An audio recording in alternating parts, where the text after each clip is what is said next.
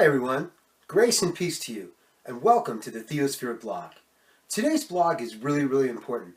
I'm responding to Mike Roden of IBM. At a conference named Impact 2014, he spoke very clearly about Watson and how the computer technology has entered a new era. We've entered into a cognitive era, an era of thought and of thinking. And of course, we've all heard of the great game Jeopardy! How Watson is the reigning champion of Jeopardy! Is able to beat the smartest people in record time. And it's no accident why that is. There's a lot of work putting Watson together over many years. The technology is absolutely amazing. And it affects and impacts the church. And the church is one of the most, obviously, sacred institutions on the planet. But a lot of bad things have happened in the name of the church, in the name of God. And so what this does, in utilizing Watson technology in a spiritual context, within a spiritual community, I show how cognitive computing can help us find the truth. And that's what the blog is about, really, is what is truth and how it interacts. How do you justify incorporating Watson technology, big data technology, into a church? What are the benefits? Well, we know, first of all, through outreach media, that churches spend about $80 billion a year just here in the United States. They spend millions and billions of dollars to learn how to grow their churches. And they do that because, well, it's an important institution. The business opportunities in utilizing Watson within a spiritual community also very impactful, very important. Why is that? It's because people trust their spiritual leaders. They listen to them. They pay attention. They influence their buying habits. In our society, of course, the goal of Watson was not to win Double Jeopardy, although that was nice. The goal is to how is it going to really help society. That's the whole point of it.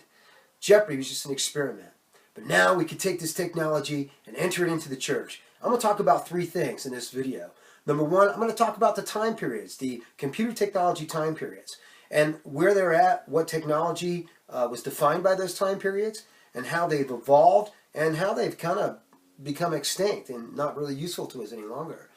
And we'll talk about the time periods. Number two, I'm going to go through some illustrations of a very simple way on how to apply cognitive computing to the church and how it really works. Because if you don't see how it works, if you don't see the flow and the cycle, it doesn't make sense. You're not going to be interested in it, and it's not going to help you. And so, as a result, I'm going to go through that in some beautiful illustrations and make it very simple. The third part, which I'm going to save for another blog, and that is I'm going to talk about why the church is really, over the last 40 years, I talked about church evolve or dissolve.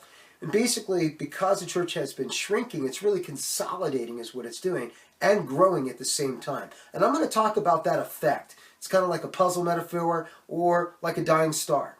And I'm going to talk about how that works regarding big data, new physics, where we're at in the church as a whole from a historical perspective, and how to incorporate this kind of technology into the church, computer technology of Watson, and that type of dynamic, that intuitive thinking, reasoning dynamic versus this static model, here's a programmed answer kind of thing. And I'm going to show us how to utilize that. So I hope you enjoy this blog very much. I look forward to talking. All right, I think this may be too close, but Michael, basically we're talking about the tabulating systems era between the 1850s and the 1900s. And basically, that was a bean counting system. You plugged it in, had electricity, and it counted. Then you go into the programmable systems era of the mid-1950s. And that was an exciting time. It was an electronic age. In essence, in 1960, which was really key, IBM developed the mainframe. And the mainframe was obviously important. It kind of set the world ablaze as far as what its purpose was, and it literally was the mainframe computer for the planet. And ever since then, computer scientists have been trying to make it, miniaturize it, and make it smaller and smaller and smaller. And in essence, that evolved. It went from this big, bulky, boxy thing to here you see the picture of a gal at a PC, and basically now it's in our hand, and all that technology has just been squished together in the programmable era.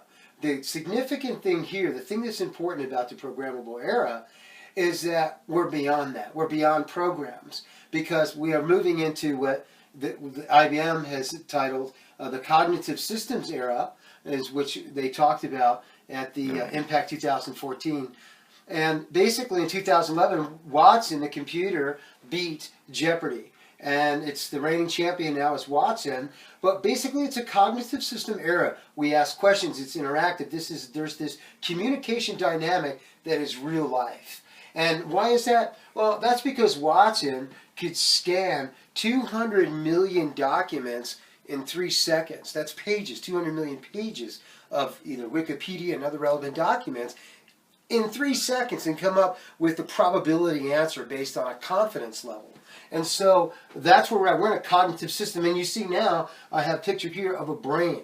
And really now we can have an interactive, live, cognitive and organic relationship in everything that we do because of the new cognitive era, which now begins.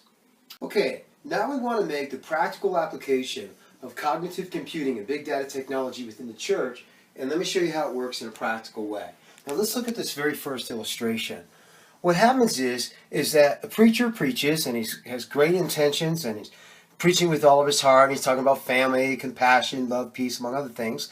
And in essence, you have people who are out there responding. They're thinking this. One guy says, I'm hungry. Another person says, what time is it? I need to call my dad. Seems kind of negative, but there's other people out there that have other thoughts. So this guy goes, thank you for the hopeful message. Wow, this person's thinking, wow, that's exactly what I needed to hear. Another one's saying, right on target. But the truth is that most of the time, a person has mixed feelings and mixed thoughts. And so what happens is that these thoughts basically diffuse into the air. There's no real cloud. It just the cloud maybe initially, but then it dissipates over time. And this would be consistent with what my earlier blog is about the church, about evolve or dissolve. Our thoughts are dissolving into the air. And I want to be consistent and stay on that theme. Look at this next illustration. You see that there's a lot less people.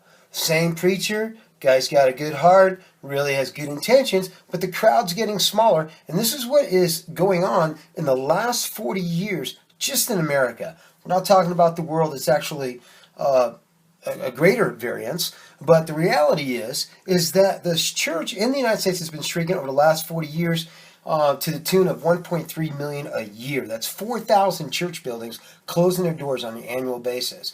And so then we go to the next illustration and we see that it's even less. And what the reason is for that? Well, there's many reasons for that. But one thing for sure is that we don't know what people are thinking. The church started, it had a great start, but something happened. Something's not clicking. And this would be equivalent, when I talk about the computer age, the tabulating systems era. And if I could do a parallel to the church, and you can read this in the blog, but basically what's happening is the tabulation systems era in computing is dead. It's over. We're way beyond that, man. And so it's the same thing for the church. The church software systems today basically are tracking systems. And again, you can read this in the blog. It's very specific. And I give detail. Tracking, it's kind of like a hunter. The animal goes by, then you're looking for tracks. Jesus did not track his disciples. He led them, and they followed willingly. There's a big difference to the way the paradigms are today and the dynamics that are created. And this is one of the reasons that churches are shrinking and shrinking.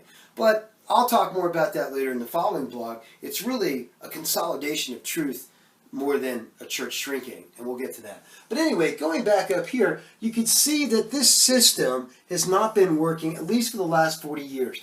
That it's over. The technology, it's there, it's kind of there, but the church is shrinking. Now, we're really, as you know, as I described in my previous video, or the same video rather, earlier, the programmable systems era, and where we're at right now, if you go to this video down here, or this illustration right here, you can see that if you look at this, if you could just back up just a little bit and look at this spiral, this would be equivalent to this linear model of the tabulating, programmable, and now the cognitive systems era. What this is looking at that in a circle, in a circulation.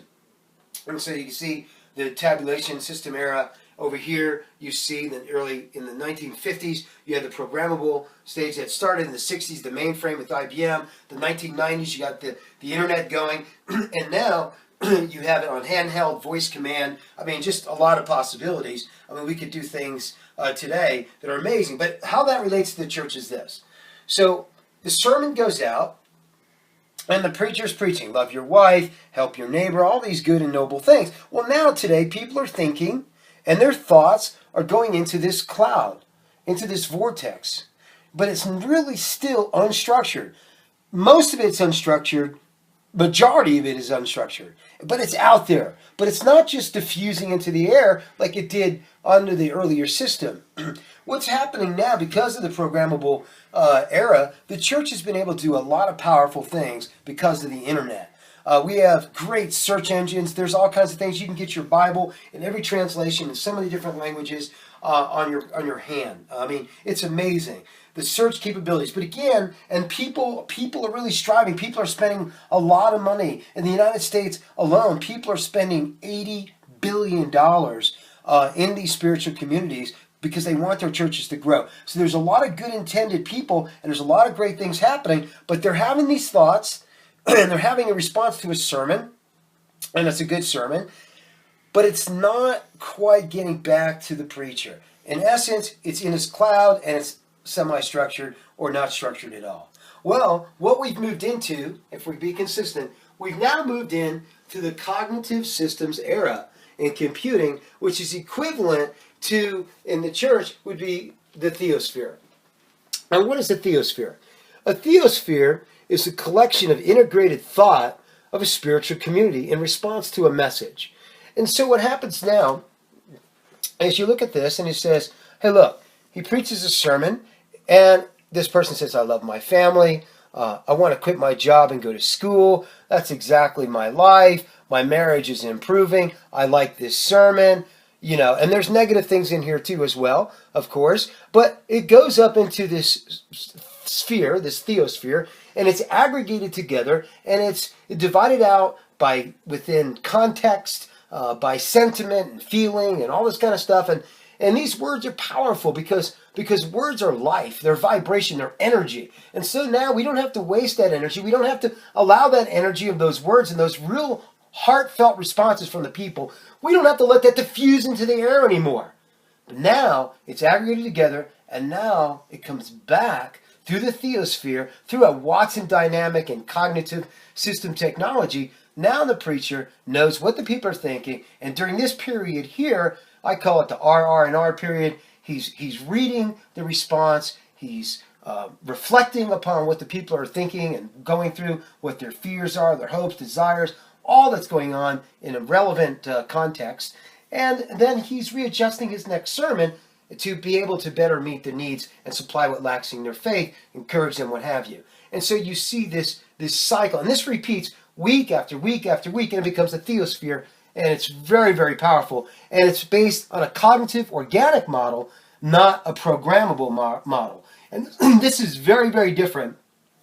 The church is going to go through this transition. Whoever gets it the first time, the first guy to make this happen, it's going to be incredible. Because what's going to happen is this. It's organic growth. You won't be able to really, your focus is not going to be try to grow.